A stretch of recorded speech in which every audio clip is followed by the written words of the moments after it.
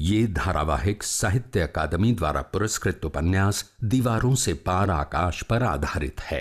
इसे धारावाहिक का रूप देने के लिए लेखक की अनुमति से इसमें कुछ जरूरी बदलाव किए गए हैं। समाज में स्त्री के अधिकार की आवाज बुलंद करते इस धारावाहिक के पात्रों का किसी भी जाति, समुदाय, भाषा या व्यक्ति से कोई संबंध नहीं है। अरे मैं तुम्हारी मदद कर रही हूँ, इसमें गलत क्या कर रही हूँ? या फिर घर का सारा काम तुम अकेले ही कर रही हो, ये दिखाना चाहती हो छुटकी को? है हाँ कह रही हैं काकी आप, मैं ऐसा क्यों करूँगी? ये मेरी जिम्मेदारी है इसलिए कर रही हूँ, किसी को दिखाने के लिए नहीं कर रही हूँ। ये मेरा फर्ज है इसीलिए मुझे काम करना है। अरे मैं तो जोक मार रही थी, तुम तो सीरियस हो गई। लेकिन मुझे ना तुम्हारी बहुत चिंता होती है। अरे घर के सारा काम का बोझ तुम्हारे ऊपर है, ऐसे में तुम पढ़ाई कैसे कर सकोगी? निर्मला, अरे आज आप इतनी जल्दी आ गए? हाँ तबीयत जरा ठीक नहीं थी। क्या हुआ? आपको बुखार तो नहीं है ना? डॉक्टर के पास जाकर आए? अरे निर्मला, चिंता की कोई बात नहीं है, सर थोड़ा भारी लग रहा है। सुबह में बीपी की दवाई ली थी या नहीं? मैं आपसे पूछ रही हूँ, दवाई ली थी या नहीं? याद नहीं आ रहा कि ली थी कि नहीं। याद कीजिए, आज सुबह में आपने बीपी की दवाई ली थी या नहीं? याद नहीं आ रहा। आज सुबह छुटकी को वसु के घर जाना था ना, बस उसी के चक्कर में भूल गया। अच्छा तो एक काम कीजिए, अभी डॉक्टर से फोन करके पूछ लीजिए कि अभी आप दवाई ले सकते हो या नहीं। बीपी बढ़ जाएगा तो? थोड़ी देर में ठीक हो जाएगा, डॉक्टर के पास जाने की कोई जरूरत नहीं है। अच्छा ये बताओ, छुटकी का फोन आया था क्या? नहीं। अरे फोन नहीं आया, वो पहुंची कि नहीं पता तो करो। तुम तो कमाल करती हो निर्मला, छुटकी का फोन नहीं आया, वो अकेली गई है। अच्छा तुम फोन तो लगाओ उसको। तुम भी हद करती हो। ये लो। आप भी ना।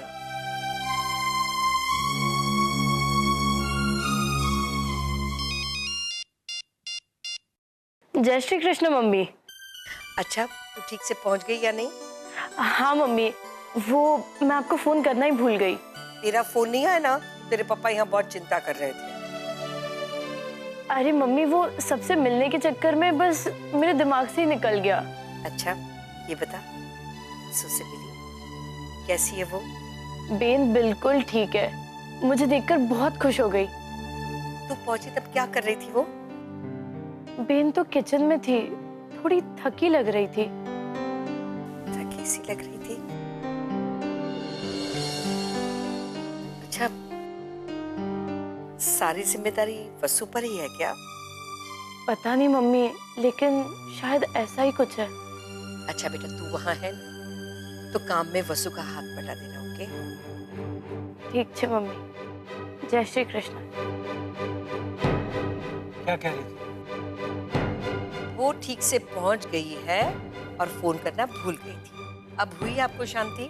वसुधा के बारे में क्या बता रही थी? थकी हुई लग रही थी। लगता है इन लोगों ने सारा काम वसु के सिर पर ही डाल दिया है। वसुधा उस घर की बहू है। हाँ, उस घर की बहू है, लेकिन हमारी बेटी है। हमारी बेटी कभी भी हमारी इज्जत कम नहीं होने देगी। चुपचाप सब कुछ सहती रहेगी, लेकिन एक शब्द नहीं बोलेगी।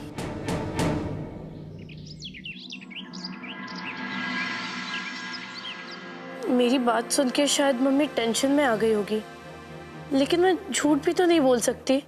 क्या करूं, कुछ समझ में नहीं आ रहा। छुटकी, ये देख मैंने तेरे लिए क्या बनाया है। जीरा पूरी तुझे बहुत पसंद है ना, खास तेरे लिए बनाई है। अरे हाँ, व्योमेश कहाँ गए? अरे बहन, जीजा जी तो ऑफिस के लिए निकल गए। ऑफिस के लिए निकल गए? पता नहीं अपना टिफिन लेके भी क्या नहीं। मैंने टिफिन ना हॉल में रखा था, तो एक काम का तो बैठ, मैं अभी देख कर आता। अरे बहन आप बैठिए, जीजा जी ने कहा था कि ऑफिस जाते टाइम पे वो अपना टिफिन लेके चले जाएंगे। ये तो बहुत अच्छा किया उन्होंने। अरे तू ये जीरा पूरी खाकर तो बता कि कैसी बनी है। चख।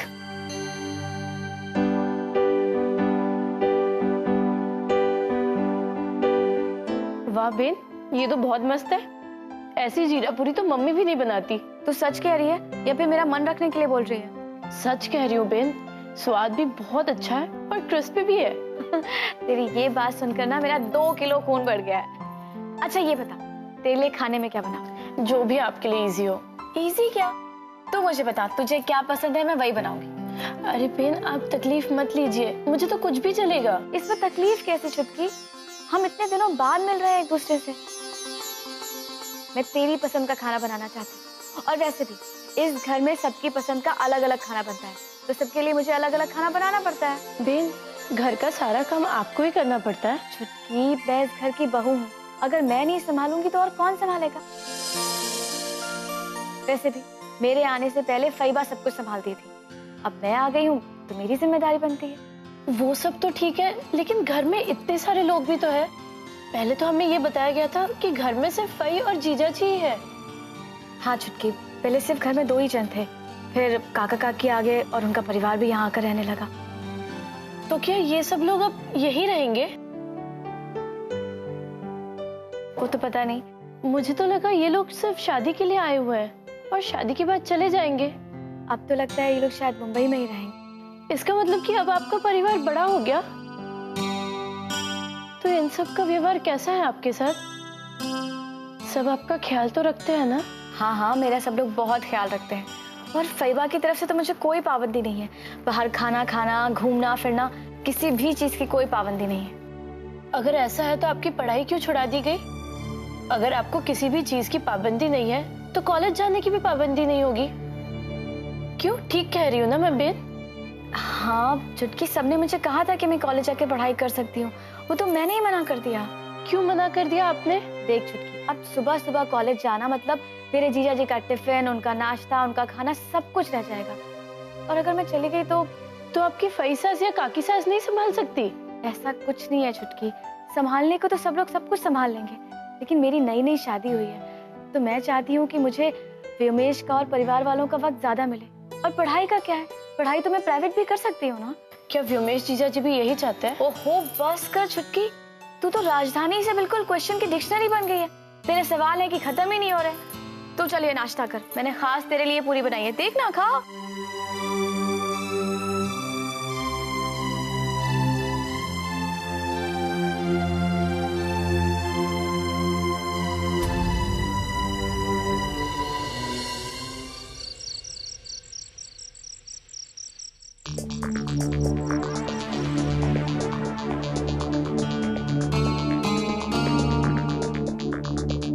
वाह बहन वाह, ऐसा मुखवास तो मैंने आज तक नहीं खाया। मेरी बहू है ही बहुत गुणवान, सारा काम अपने मन से ही करती है। अगर मंजू को कोई काम बोलो ना तो मुंह फुला के बैठ जाती है।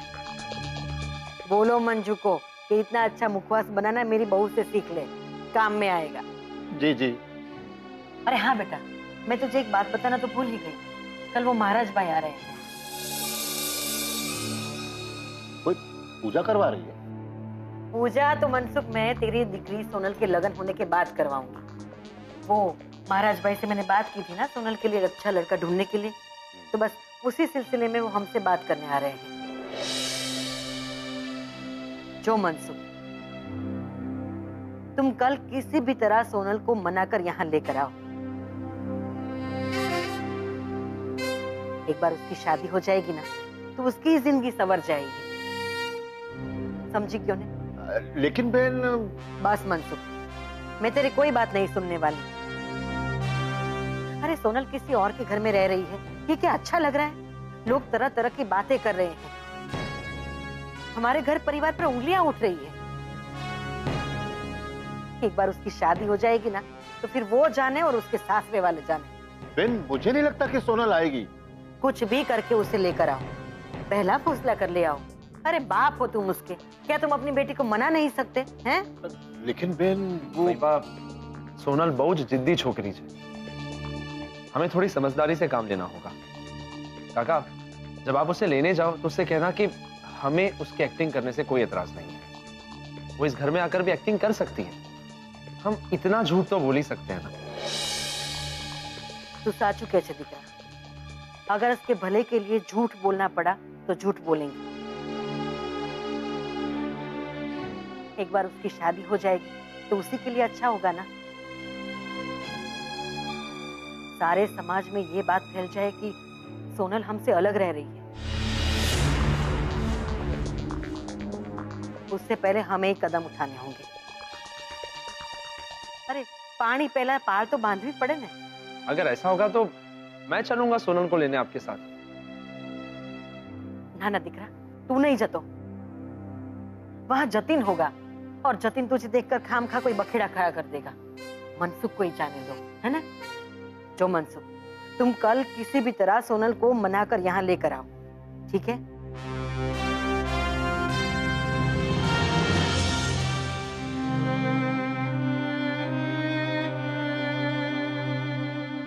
नहीं जी पाऊंगा तुम्हारे बगैर। I love you Poonam, I love you.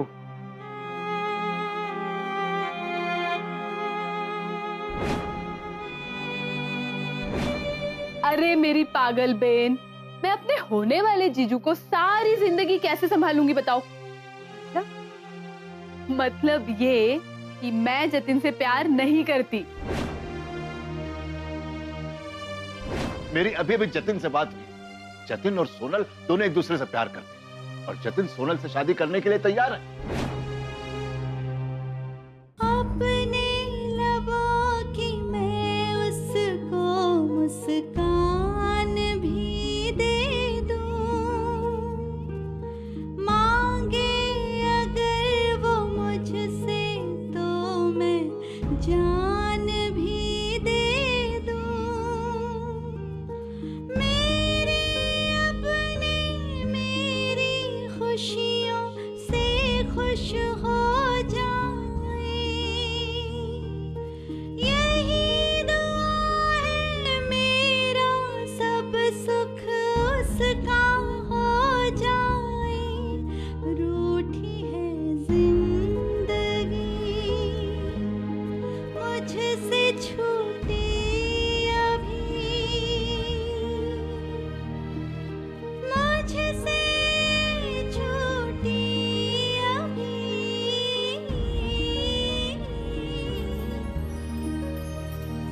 उम्मीद नई सुबह की, उम्मीद नई सुबह की, उम्मीद नई सुबह की, उम्मीद नई सुबह की। હે ભગવાન, થાકી ગઈ હું તો। આ ઘરમાં મારું કાંઈ થવાનું નથી।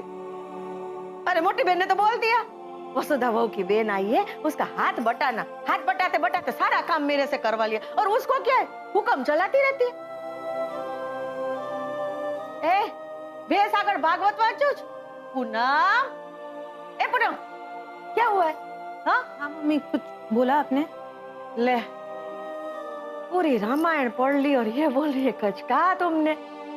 अरे भाई क्या हुआ है, ऐसे मुंह लटका कर क्यों बैठी है तू? अरे वो छुटकी आई है, तू छुटकी से मिली कि नहीं? नहीं मम्मी। अरे कब से वो आई है? तू तो कह रही थी ना कि शादी के टाइम पे वो तेरी सहेली बन गई थी। हाँ मम्मी, लगन में तो छुटकी के साथ बहुत मजा आया था। तो जा ने, जाकर उससे मिल।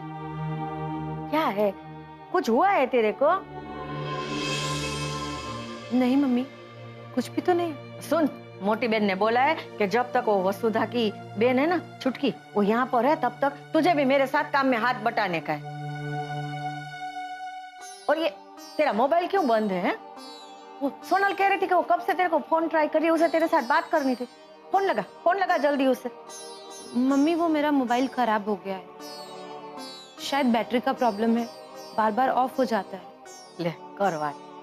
अरे फोन खराब हो गया था तो संजय को बोल देती, ऑफिस से आते आते रिपेयर करा देता। तू ना बिल्कुल आलसी हो गई है पूनम।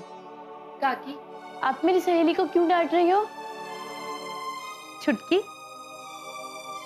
अरे अरे छुटकी बेटा, केम छे? मजामा ने? मैं तुमसे मिलने आने ही वाली थी।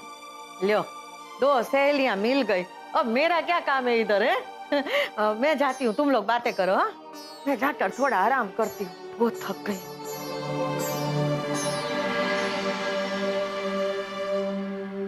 तुम सारा दिन घर में दिखी नहीं तो मुझे लगा तुम कहीं बाहर चली गई। बेन से तुम्हारे बारे में पूछना ही भूल गई। अभी बेन से तुम्हारे बारे में पूछा तो उन्होंने कहा कि तुम अपने कमरे में हो, तो बस तुमसे मिलने चली आई। कैसी हो तुम चुटकी? जैसी हूँ वैसी तुम्हारे सामने हूँ। कॉलेज में छुट्टियां पड़ी तो बस मैं बेन से मिलने चली आई। बहुत अच्छा किया तुमने। अब हम तीनों बैठकर रात भर ढेर सारी बातें करेंगे। हाँ क्यों नहीं? पता है तुम्हारी एक बात सच हो गई। कौन सी बात? तुमने कहा था ना कि बेन को बाहर न जाना पड़े, इसलिए बेन घर में रह के प्राइवेट एग्जाम्स देंगी। मैंने तो ऐसे ही मजाक में कहा था चुटकी। लेकिन तुम्हारी मजाक वाली बात सच हो गई। कभी कभी हम जो बोलते हैं वो सच हो जाता है। ललिता बहन ने कल महाराज भाई और लड़के वालों को यहाँ घर पे बुलाया है। अगर ये शादी हो गई ने तो फिर हम कुछ नहीं कर पाएंगे, बात और उलझ जाएगी। ललिता बहन शादी तय करे इससे पहले हमें सोनल और जतिन की शादी करवा देनी चाहिए किसी भी तरह।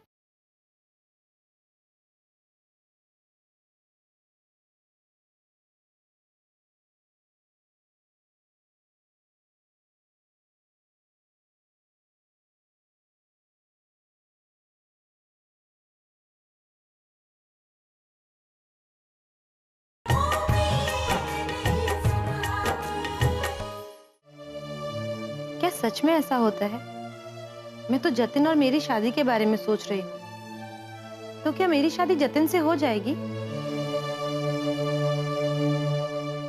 सोती हो पूनम? अचानक क्या सोचना लगी?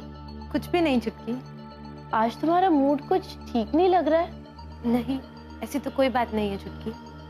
नहीं नहीं, वो शादी वाली पूनम और आज वाले पूनम में बहुत फर्क दिख रहा है। या तो तुम्हारी तबीयत ठीक नहीं है या फिर तुम्हारा दिमाग। अच्छा चलो, मैं तुम्हें एक चुटकुला सुनाती हूँ, उससे तुम्हारा मूड बिल्कुल ठीक हो जाएगा। एक 80 साल का बूढ़ा था, बचपन में ही मर गया। अरे चुटकुला खत्म हो गया, हंसो।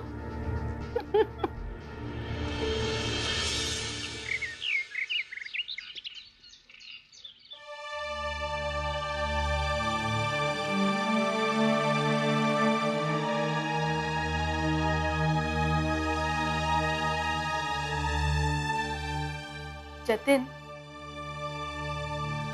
तुम मुझसे गुस्सा तो नहीं हो? किस बात से गुस्सा? वो 2 दिन बाद मैं तुम्हारा घर छोड़कर अपनी सहेली के साथ रहने जा रही हूँ। नहीं सुना, तुम अपनी तरफ से एकदम आजाद हो। अपनी जिंदगी के फैसले तुम खुद ले सकती हो। जतिन, तुमने मेरी बहुत मदद की है। सिर्फ तुम्हारी वजह से मैं वो घर छोड़ने की हिम्मत कर पाई। अगर तुम मुझे सहारा नहीं देते तो पता नहीं मैं कहाँ रहती। और तुम्हारे कारण ही तो मुझे सीरियल में काम मिला है। तुम खुश हो ना? हाँ, पर अब मैं तुम्हें और ज्यादा परेशान नहीं कर सकती। मैं और इस घर में नहीं रह सकती जतिन। वैसे भी अब तो तुम मेरे जीजा जी बनने वाले हो। सोनल, हम अच्छे दोस्त थे और अच्छे दोस्त रहेंगे। जीजा जी तो मैं बाद में हूँ, लेकिन पहले हम दोस्त हैं। तुम्हें कभी भी किसी भी चीज की जरूरत हो तो मैंने कही सके। Thank you Jatin. पता है मेरे लिए सबसे ज्यादा खुशी की कौन सी बात है? कौन सी? यही कि पप्पा और मम्मी तुम्हारी और पूनम बेन की शादी के लिए राजी हो गए और वो जल्द से जल्द तुम्हारी शादी करवाना चाहते हैं। मैंने आज पूनम बेन को फोन किया था पर उनसे बात ही नहीं हो पाई। पता नहीं उस घर में क्या चल रहा है। अरे मेरी तो समझ में नहीं आ रहा है कि इस घर में हो क्या रहा है। ये ललिता बहन तो सोनल की शादी की जिद पकड़ के बैठ गई। મને પણ એ ચિંતા થાય છે, अब क्या होगा? अरे ललिता बहन ने कल महाराज भाई और लड़के वालों को यहाँ घर पे बुलाया है। अगर ये शादी हो गई ने तो फिर हम कुछ नहीं कर पाएंगे, बात और उलझ जाएगी। ललिता बहन शादी तय करे इससे पहले हमें सोनल और जतिन की शादी करवा देनी चाहिए किसी भी तरह। अरे इतनी जल्दी शादी कैसे हो सकती है? जतिन से बात की है ना, उस पर थोड़ा जोर और डालना पड़ेगा। अरे उसने बताया था कि उसका कोर्ट में एक दोस्त है जो ये शादी करवा सकता है। हाँ, मैं जतिन से बात करके देखता हूँ। करो, जल्दी करो।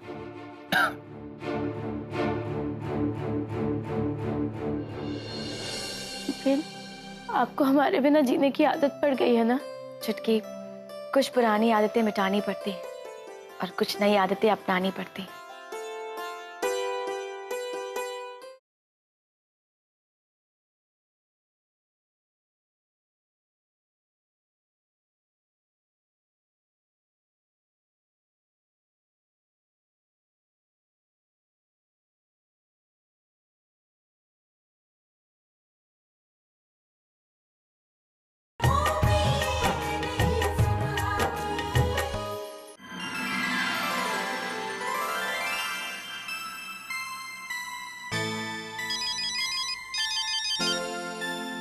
तुम्हारे पापा का फोन। अच्छा, जय श्री कृष्ण काका। हाँ हाँ जतिन बेटा, बात बहुत गड़बड़ हो गई है यहाँ। क्या बात है काका? अरे वो ललिता बहन मान ही नहीं रही है। कल उन्होंने महाराज भाई और लड़के वालों को बुलाया है। अगर ये शादी हो गई ना तो सब गड़बड़ होगा। इसके पहले वो शादी तय करे, तुम दोनों की शादी हो जानी चाहिए। तुम समझ रहे हो ना मैं क्या कह रहा हूँ? हाँ हाँ काका। हाँ बेटा, तुमने कहा था कि तुम्हारा एक दोस्त है कोर्ट में जो ये शादी करवा सकता है।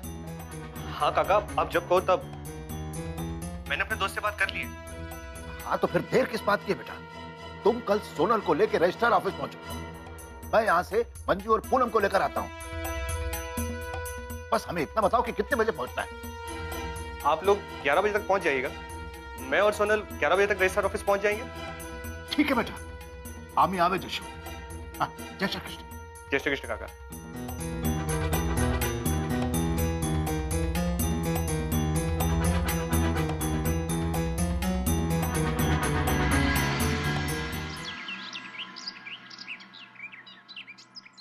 आओ छुटकी, आ जाओ। तुम यहाँ पर आराम करो। अरे हाँ, मैं तो एक बात पूछना भूल गई, रूपल कैसी है?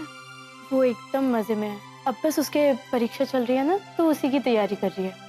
अब तो उसे तंग तो नहीं करती है? बिल्कुल नहीं। आपके जाने के बाद उसे तंग करने का मन ही नहीं करता। बेन, आपके जाने के बाद वो कमरा कितना सूना लगता है। और आपकी विदाई के बाद तो उस कमरे में जाने का मन ही नहीं करता है। मैं और रूपल गए थे उस कमरे में, तो आपकी बहुत याद आ रही थी। हम तीनों कितने बातें करते थे ना। सच कह रही है छुटकी, मैं भी वो सब बहुत याद करती हूँ, बहुत मिस करती हूँ वो सब। बेन, बचपन में हम तीनों जिस गुड़िया से खेलते थे ना, रूपल वो गुड़िया निकाल कर बहुत रो रही थी। कुछ दिन बुरा लगेगा छुटकी, फिर धीरे धीरे सब ठीक हो जाएगा। बेन, आपको हमारे बिना जीने की आदत पड़ गई है ना। छुटकी, कुछ पुरानी आदतें मिटानी पड़ती और कुछ नई आदतें अपनानी पड़ती। जिंदगी नहीं रुकती, हम रुक जाते हैं। आप कब रुकेंगी बेन?